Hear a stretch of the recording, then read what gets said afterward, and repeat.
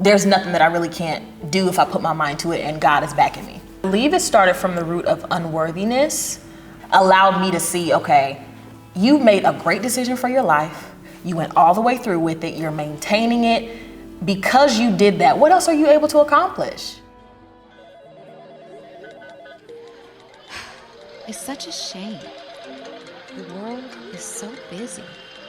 However, it's time for Focus Conversations. Hello, and welcome back to Focus Conversations. I'm your host, Victoria Ruth, and this is a podcast where I bring people on to talk about their blueprint, how they've triumphed through life's toughest times. Maybe they've been in a mental rut.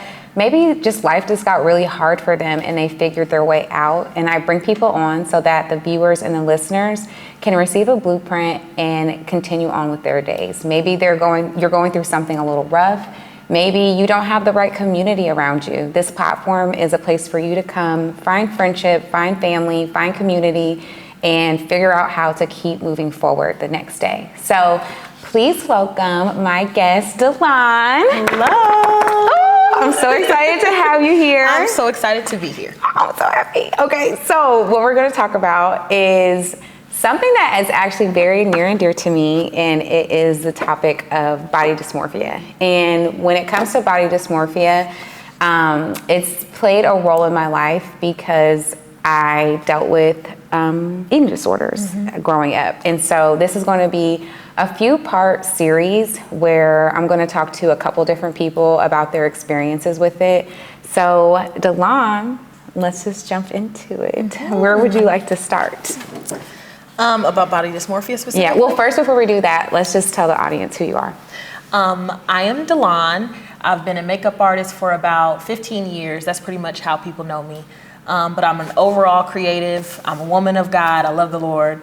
And I inspire people through art and through, I make YouTube videos, inspirational videos, just talking about God, talking about my walk. So that's me. Okay, I love it. And I lost 100 pounds recently. Hey! With VSG surgery, right? Yes. So I guess maybe we can start there. Yeah. So what sparked that? What got you to go and get the surgery? So I've always been overweight all my life. And it's something that I kind of just dealt with. I didn't want to necessarily deal with it, but I did. And so I tried different methods of weight loss. I mean, I'm talking like from elementary school on, you know what I mean? I was always aware that I was bigger than everybody else. And so things just didn't work out for me with natural weight loss. I don't know if it was my willpower or if I actually had an issue like within my body, but it didn't work out for me. My mom actually got VSG surgery, and she lost her 100 pounds. And so I saw how her life improved and how she got off all of her medications and things like that. And so I knew this was something that I wanted to do. And she really encouraged me. And so I did it last year and never looked back from there. Okay, that's exciting. Well, congratulations. Thank you. Yes. So I guess I want to start with, because you said since childhood it's something that you've dealt with. So what was the root of the being overweight or overeating and how that showed itself in your life? Like, where did that start? I believe it started from the root of unworthiness. With me just being plump in general, I think that it was hard for me to find other people that I could relate to in that way. You know, being younger, there's not a lot of people that are morbidly obese. And so that kind of fed more into the unworthiness and feeling like I wasn't good enough for whatever, you know, feeling like I wasn't good enough to be in friend groups. I wasn't good enough to be pursued by men. I just felt like, you know, there were other attributes to me that really needed to be kind of seen versus my body. You know what I mean? So, yeah. So when you say unworthiness was the seed that was planted, who or like how was that planted? Like before society got its grips in you and maybe started to validate and water it, like who planted it, what planted it? I believe this is something that my parents have struggled with. So I believe maybe it could be a generational curse or something that the enemy has tried to use just to kind of stifle, because me and my family, we're all very gifted, talented, and we are naturally people are kind of naturally drawn to us because of the Spirit of God within our family. And I think that was just one tactic that the enemy uses. Okay, well, yes, God says that you are worth all of this, but let me plant the seed of unworthiness, And so I saw that within my father growing up. He travels all over the world singing, but he would often accept like gigs and stuff that were paying little to no money, because he didn't know his worth, and then my mom would be in friendships. She didn't know her worth, and she would get, used and talked about and things like that. And so I think that kind of they were young parents, and I think that kind of infiltrated into my childhood, and then eating kind of fed more into that as I got bigger. Okay, so paint me a picture of what childhood looked like for you as you kind of navigated it, and just maybe even give us like an example when you first realized like, oh, like I feel a little different than other people. I think it probably started in kindergarten, honestly. Like the very first time I realized I'm different, because I got teased. I got teased all through high school, okay? But that's when the bullying first started, and it was always about how I looked. You know what I mean? You my clothing, my hair, my body. So that's the earliest memories that I can remember is kindergarten, where I felt like, okay, I'm different than these people, And then I have different interests too. I'm not your typical go outside, play, and chalk. And that was my sister and my brother. And so I was always in the house, and I was reading and I was writing and I was, doing things that were kind of like introverted. Yes, yes. So I think that's what it was as a kid. Okay, and then now explain to me what it looked like as you got older, up until the decision to change. I know you said your mother influenced it because she went ahead and did it, but what did the years prior to making that decision look like? Like, how'd you feel? What was that? What was going on? There was a lot of inner turmoil, and you get used to using things outside of yourself to validate yourself when you have inner turmoil. So that's where the people pleasing started, and just being in spaces with people that I know didn't appreciate me for me, but wanted to use me.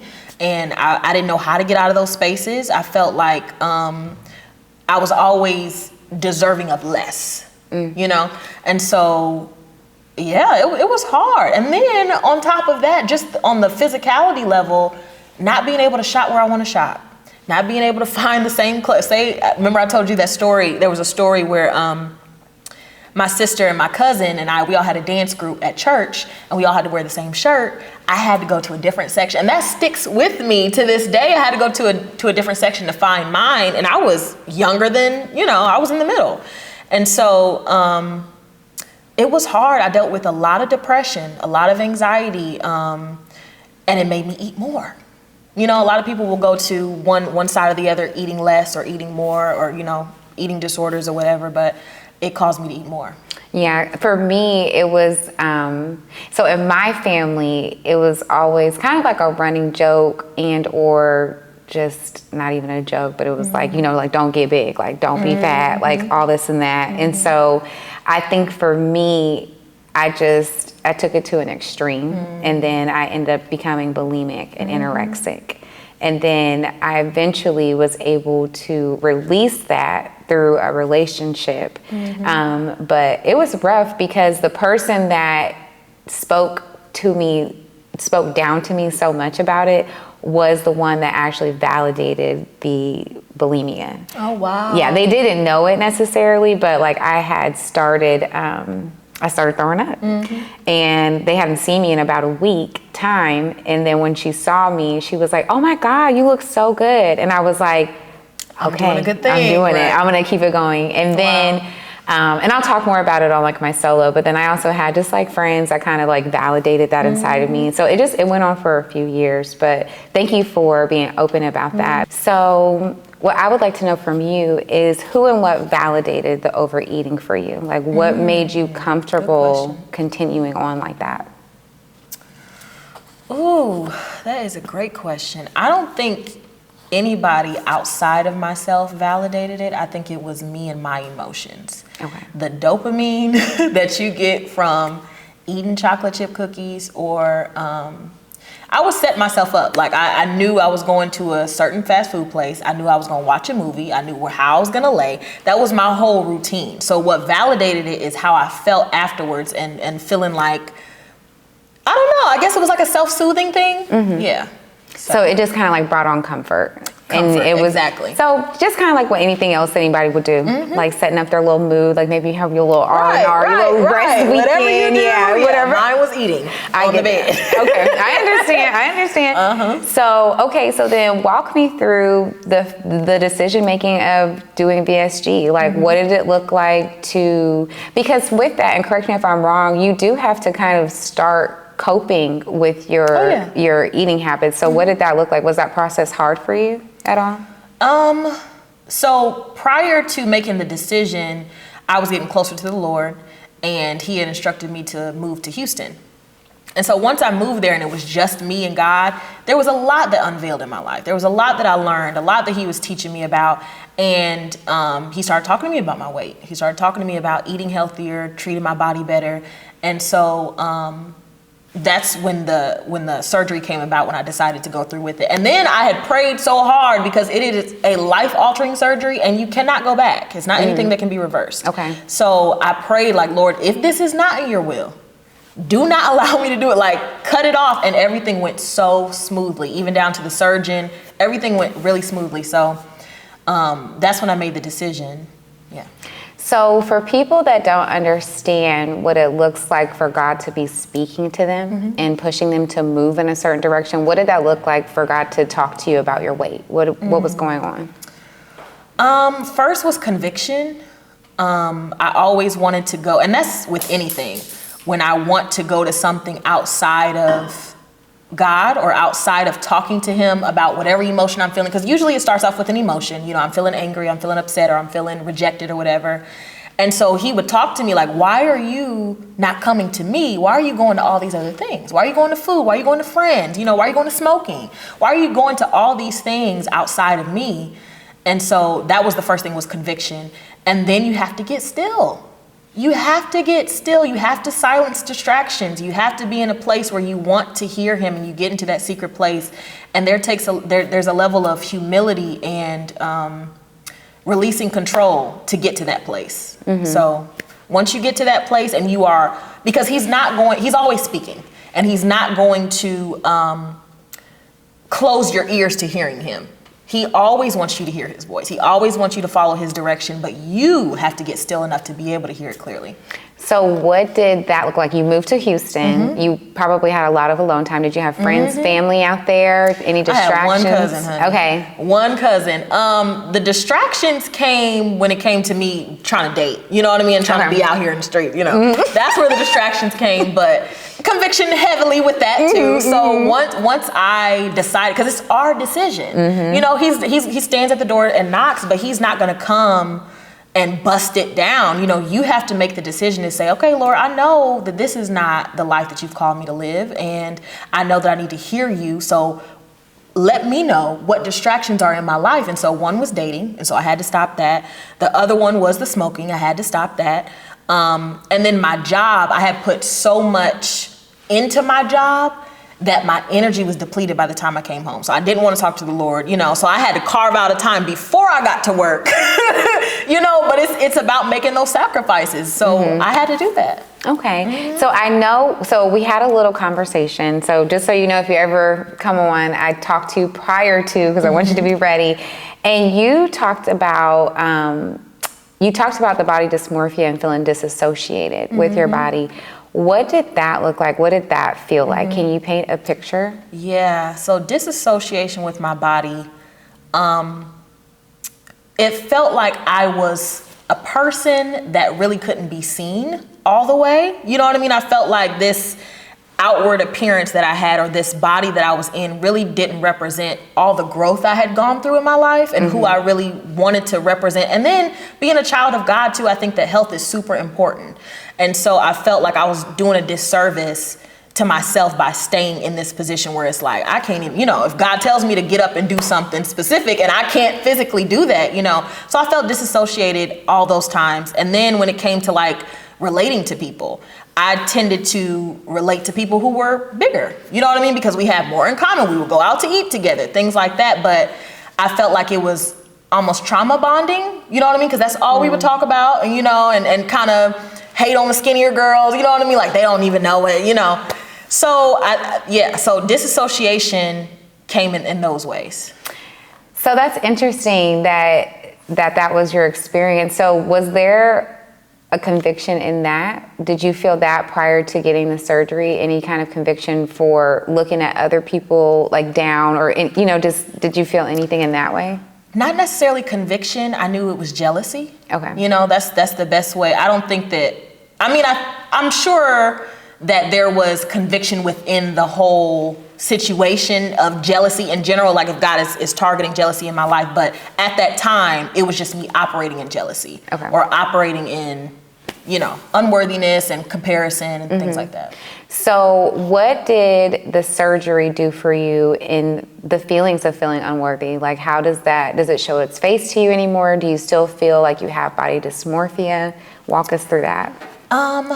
Definitely not as much. I am still working through. I still feel a sense of disassociation because the weight loss was so rapid. It was a year, 100 pounds gone. And it happened, so each month it was like another 20 or another 10, another 10.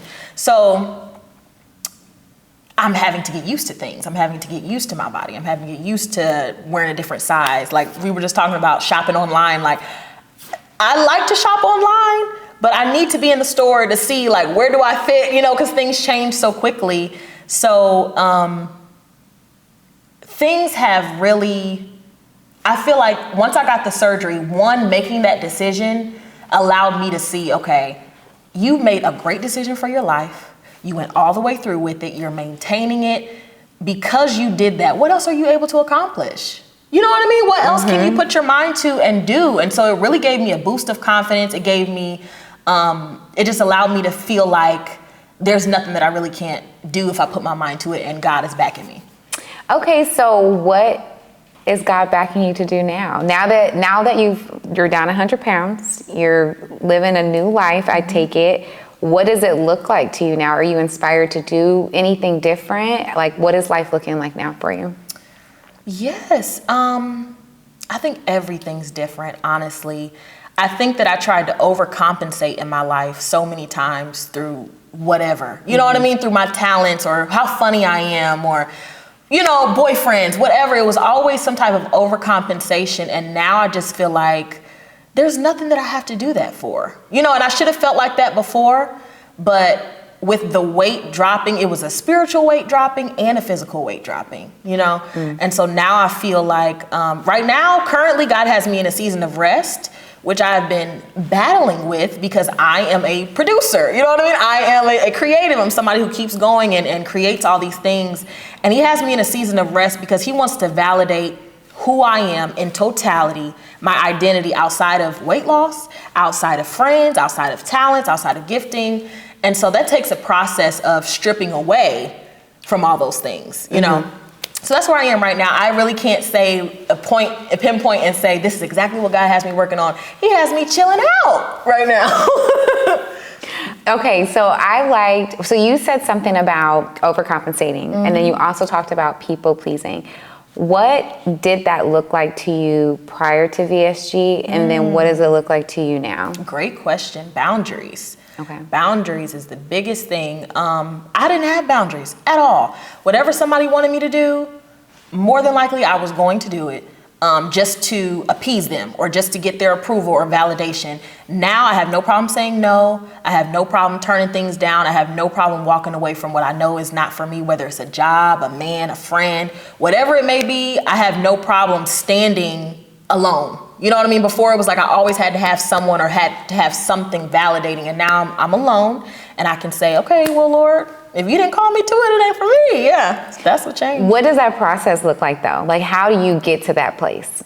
I think I was kind of forced into it with the weight loss because I had always thought that way. I'd always been a people pleaser. So once I started becoming more confident within myself and could look in the mirror and say, wow, girl, you really did that thing, you know what I mean? Now I don't need that from anybody else. So once you start telling yourself that, and I was kind of, I say forced into it because it shifted after the weight loss, but wherever you are in your life, once you start believing and speaking over yourself what God has told you that you are, that you will have, that you will accomplish, once you start believing that, because it's one thing to say it, read it, oh, I know it. Once you believe it, you attract different things in your life, you move differently, God brings different things into your life because he knows that now you have, your mindset has risen to the state of which I can use you where I want to use you. And so that's where I am now. So, but what, like, okay, for people who don't know how to get to the state of belief, for people who are like still bad, they're like, they know they need to change. They know they need to listen. They know, what does that look like? How did you get to your state of belief in yourself? Belief comes without evidence sometimes. Belief comes with a decision. So if you have found that you have believed so many other things about yourself that have not been serving to you, that have not been what God has called you to do, you have no other option. So it's not about, I journaled every day. Even though I did, I prayed, I journaled, I spent time with the Lord. It was the actual, okay, I'm deciding today that I believe what the Lord said about me. And then you practice that. You practice that by speaking it over you. You practice that by staying in the Word of God, and then ask the Holy Spirit to help you, because we are flawed. And then you go, you think you believe these things, and then you go out into the world and they tell you you should not believe that about yourself. And so you have to go back into the secret place, get refilled up. And so really just spending time with the Lord, I would say, is the biggest thing that changed my beliefs about myself. So it sounds to me like God made you anew. And so what does that look like? Who is Delon now then? What is the new identity? What is the rebirth? We are still figuring that out. We are, what he's doing right now with me is stripping.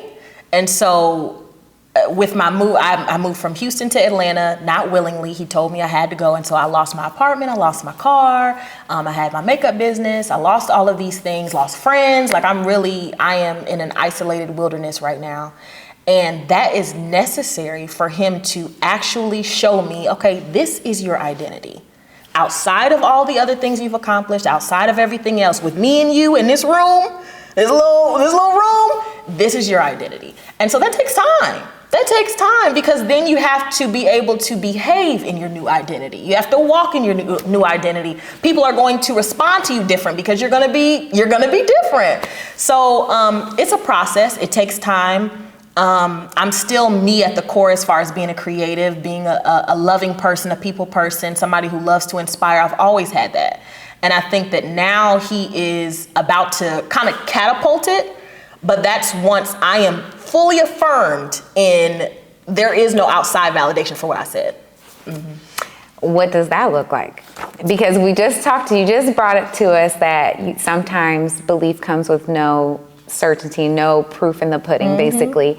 And you've reached a certain area. So what I'm hearing is maybe you feel like a little plateau. And so I want you to paint a picture of the wilderness season, and then paint a picture of what it feels like to want to stay in it. Because I think sometimes as believers and non-believers, when you're brought to a place of solitude and a place of reforming, it can get scary and it can get lonely. And then you want to go back to who you used to be, the people you used to know, and the things you used to do. So what's keeping you driven to stay in the wilderness and not backtrack, not look at the breadcrumbs that you laid?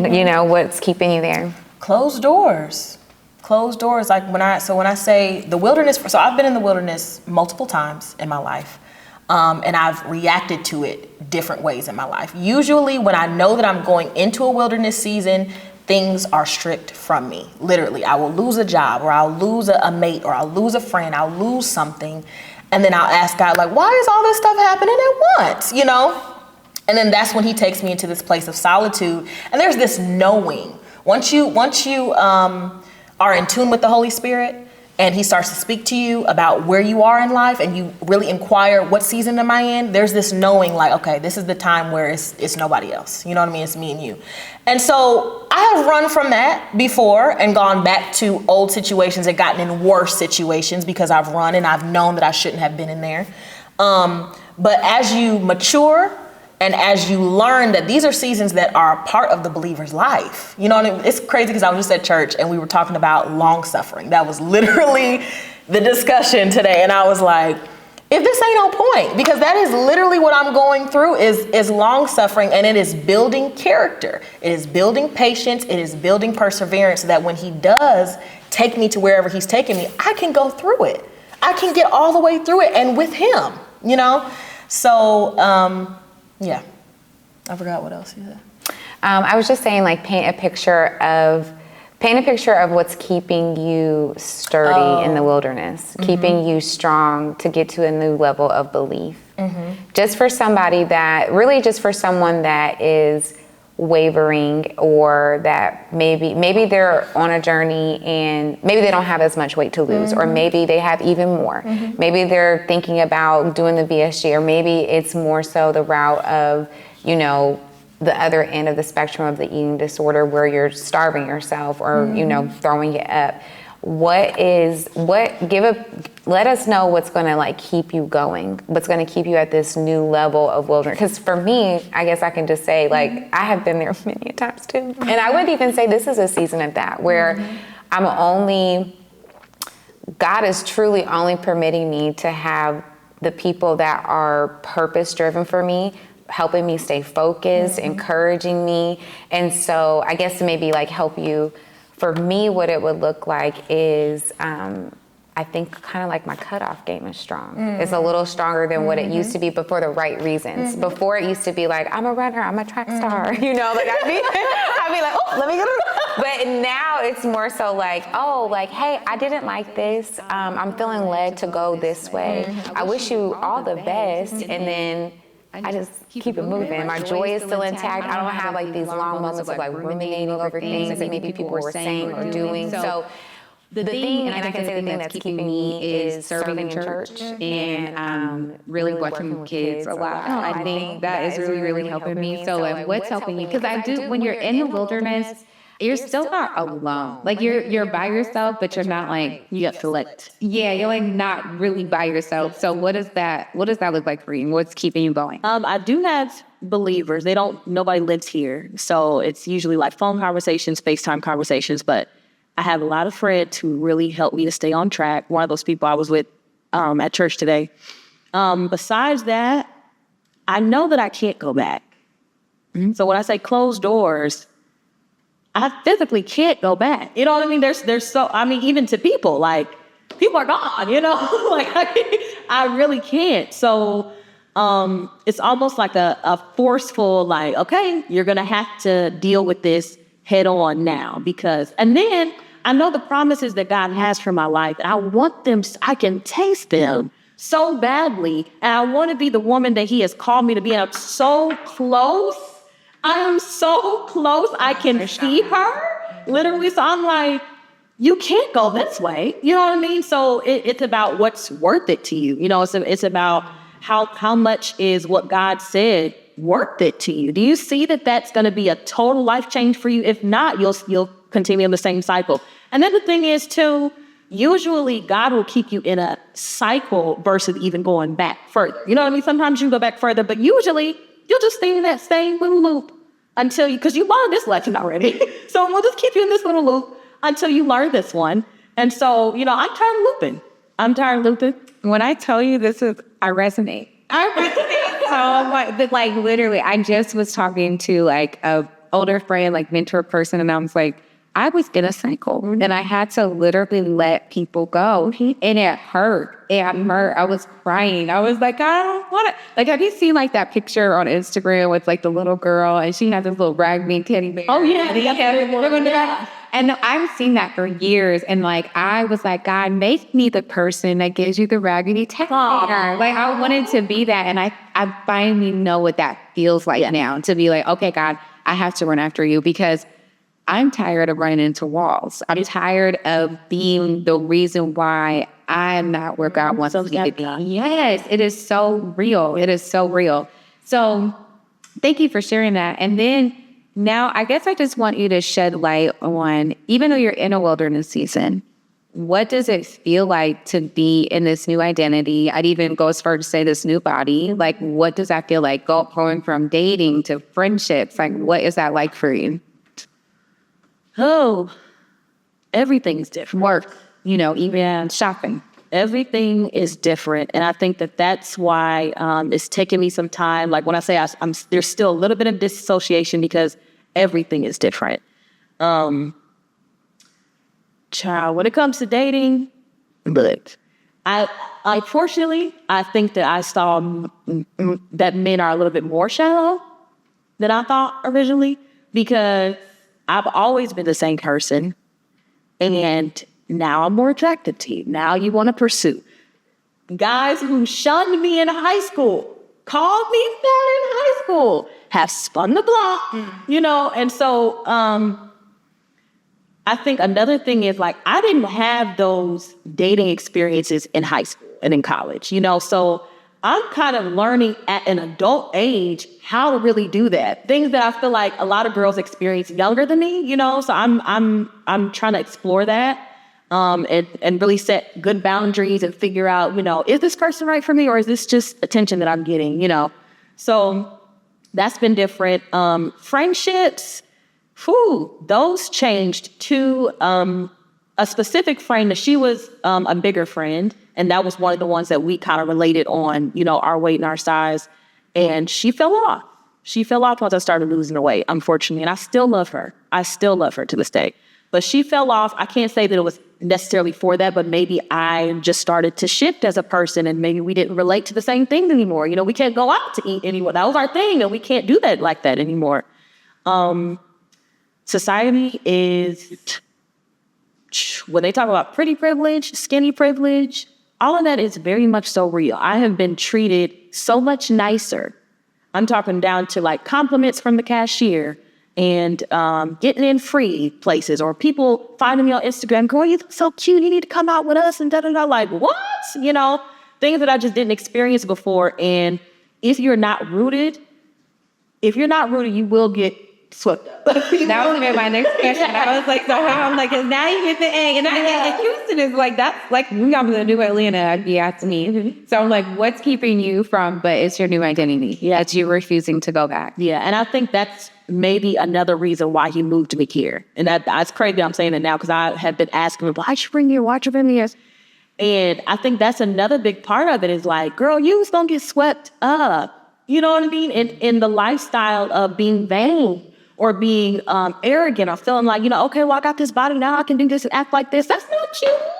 That's not me. And so he had to get me alone and say, okay, you accomplished it, you completed it, but that's not who you are. That's not all that you are. Let me show you the rest. So. I can understand, and I can relate to that, because I've never really had a huge dating experience, but mine is more so I was in a 6-year-long relationship. So from the age of 22 to 28, I was with somebody. And then, I'm 30 now. And then prior to that, I don't know, I have to like somebody. Like, I gotta really like them. And my attention's not even that it's short, it's just, I gotta be intrigued. Yeah. I do know. So I totally understand. And then coming to Atlanta and then going through like my breakup, I was just kind of like, well, like, can I have a hot girl summer? Okay. Not for me. Not all y'all are raggedy. No, I'm kidding. But it's not.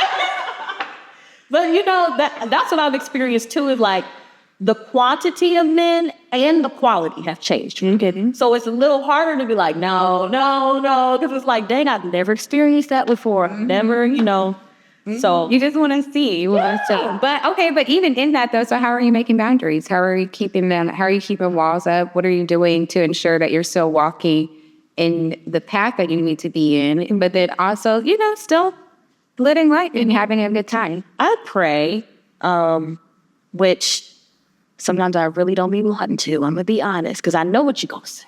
I know what you're gonna for the ring go to hell. You be like, hey, I'm gonna talk to you tomorrow. Yeah, I'm like, after the day. I have started to pray because I realized, like, as I'm getting closer to marriage and as I'm getting closer to, promises that God has, I don't have time to waste. And I can't be, I have been caught up with the man before and been in, demonic turmoil. So I'm like, I can't afford to do that anymore. So I need to be guided on, if this person is not my husband, can we be friends? You know what I mean? Sometimes the Lord will allow, okay, yeah, that can be a friendship, or that can be this or that. And so then you establish boundaries off of that. But, not going out too late, no house stuff, stuff like that, the typical, you just don't get caught up. Okay? But I do still allow myself to go out and have a good time. And then I'm new to the city. So I'm like, if a cute guy wants to show me around the city, yeah, I'm open before and then the 6 p.m. Because it's daylight savings. It's dark that practice. I thought I had to be home by 2 in the afternoon. Right. No, I love it. No, I totally get that. I think it's all about setting the boundaries. And honestly, what I started praying for was, I was like, God, I want to meet Black men I can trust. Oh, yeah. I don't have any, really. I mean, now my new videographer, Justin, I can even, so I love it. I really love it. But it's like, I didn't grow up having Black men I could trust. And I was just like, God, like, what does it look like to love somebody as a breaker? How can you show me that? And I'm thankful that I've gotten to a place where God is like cutting out so many things where it's like, I just have to keep coming to him. And he's starting to show me that. He started to open those doors. So I like what you said about, can this be a friendship? Can it be X, Y, and Z? Now, I do know that, men are visual creatures. Are always going to be however, but I think it goes back to what you were saying about the new identity in Christ and not even wanting to walk backwards. I even wanting to go even rattle the doorknob to a door that was show what's in the door. Yeah, it's like you just don't have the desire. And so it's like, God, just keep me here and show me the right people, show me the right doors to walk in. I can even say, just from eliminating so much chaos, just being able to do this, God opened this up for me, eliminating chaos and just being like, okay, I'm going to be single. I want to be single. I'm going to rock it out with you. You're going to validate me. I'm a little nervous, but so I thought that's beautiful. Okay, so last 2 things. If you could sum up the blueprint for conquering body dysmorphia and really just loving and leaning into your new identity of Christ, what would that look like? The blueprint. Spending time. You have to really carve out time in your routine, because we get so busy and we like to throw God in. Oh, yeah, well, I prayed here and there, but you have to center everything around God, not throw him in, So whatever that intentionality looks like, for me, it is at night. I like to pray at night. So right before I go to bed. And I make sure that I've carved out that time. I'll set my worship music, and just allow him to speak to me, or I'll journal. Even if it's in the middle of the day, I'll journal. There's a lot of times where I have emotions that are pent up and I really can't get words out, you know what I mean? Or I feel like I don't really want to talk, And so those are the times when I journal. But the blueprint is God all day, G-O-D, period. Because this world is so opposite of what God wants for you. And the only way that you can attain what anything in life worth having and worth sustaining, anything in life worth having and worth sustaining is going to come through God. And it's about you drawing close to him, because he's already right here. He's already wanting to speak. He's already speaking, but you have to draw close to him. So that was the thing for me. And I can't run from him either. Like, even when I've tried to, you know what I mean? Because you're called and chosen, you know what I mean? Because you've already made that decision, you can't even run. So it's like, I get tired of like trying to live a double life, or, just, be lukewarm. So, yeah. I like that you said the double life thing, because I watched this video of Toby. I'm going to butcher. Oh, yeah. Toby and Fat. I'm going to just say that. Toby Nakagoi.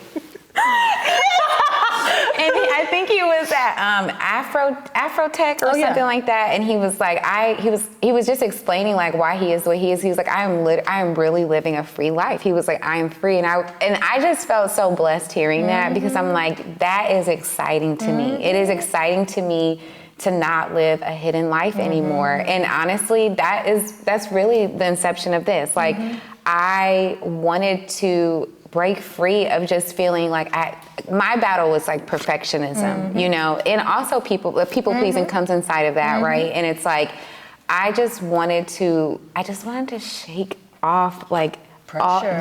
The pressure of just, and maybe I made it up. Maybe I made it up. But a lot of it can stem from just how you're spoken to from friends and family. And so I'm honestly thankful for my wilderness season. I'm just like, okay, God, like what are you gonna do?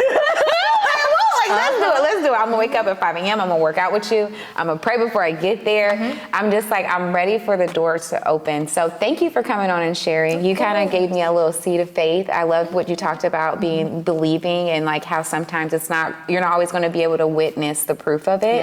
And so my last little bonus question that I like to ask people is, where do you think your spirit is? Like, where do you think the Holy Spirit resides in you? Where in my body? It's interesting. I guess my mind and my heart, mostly in my ear, I guess. Okay. Because the conviction happens when I get convicted with something, I hear something.